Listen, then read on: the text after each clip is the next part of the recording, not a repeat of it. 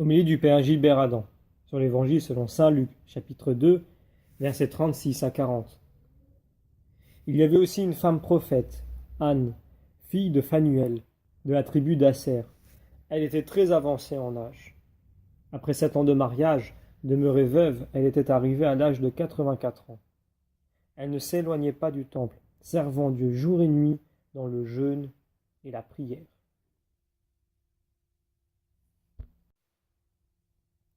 Pour revivifier notre espérance, l'Église rapproche le bébé de Noël à deux merveilleux vieillards, Siméon et Anne. Habituellement, nous voyons des signes d'espérance dans les initiatives nouvelles, la présence d'êtres jeunes tout en promesses. Au niveau des choses humaines, les jeunes qui traversent le temps assurent la survie de la communauté. Quand il s'agit des réalités de l'au-delà, de l'amitié avec Dieu dans la vie éternelle, le soir est un beau signe d'espérance. Anne proclame la louange de Dieu, elle cherche sa présence. Elle vient quotidiennement au temple assurer l'humanité de sa prière, de jour et de nuit. Servant Dieu jour et nuit dans le jeûne et la prière. Elle avait acquis une patience et une sensibilité si fortes dans l'Esprit Saint qu'il pouvait s'approcher d'elle et se manifester en elle.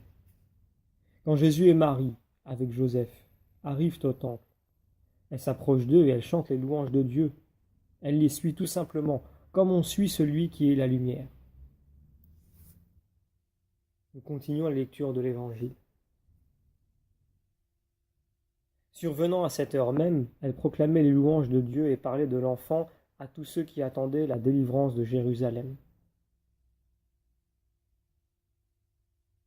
C'est toute une vie de recueillement pour un instant de témoignage prophétique, à l'heure que Dieu avait choisie pour elle. Survenant à ce moment, elle se mit à célébrer Dieu et à parler de l'enfant à tous ceux qui attendaient la libération de Jérusalem. Anne vivait dans l'essentiel. Elle ne s'écartait pas du temple, participant au culte nuit et jour par le jeûne et la prière. Son chemin d'espérance est un grand amour vécu avec des petits moyens. Elle s'effaçait, grandissant devant l'œuvre de Dieu dans un dévouement sans faille à la louange et dans l'action de grâce. Anne, dans le peuple de Jérusalem, attend la délivrance de Jérusalem et elle parle de l'enfant autour d'elle. Nous contemplons ce travail de douceur et de tendresse qui donne un enthousiasme nouveau. Dans ce temps de Noël, une nouvelle plénitude est exprimée. Notre vie est désormais guidée par l'Esprit Saint. Anne court pour annoncer l'enfant Jésus à tous ceux qui attendent la délivrance d'Israël. Elle parle de ce qu'elle lit dans les yeux de ce tout petit, dans les yeux de Marie et dans les yeux de Joseph.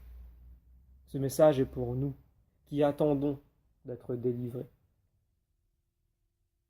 Nous terminons la lecture de l'Évangile. Lorsqu'ils eurent achevé tout ce que prescrivait la loi du Seigneur, ils retournèrent en Galilée, dans leur ville de Nazareth. L'enfant, lui, grandissait et se fortifiait, rempli de sagesse, et la grâce de Dieu était sur lui.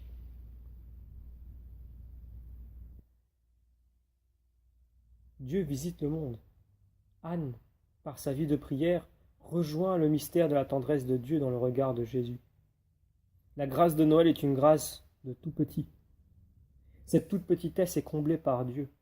Cette grande pauvreté est accueil de Dieu qui a chez nous toute la place. Jésus nous donne de devenir enfants de Dieu. Anne est devenue une toute nouvelle créature.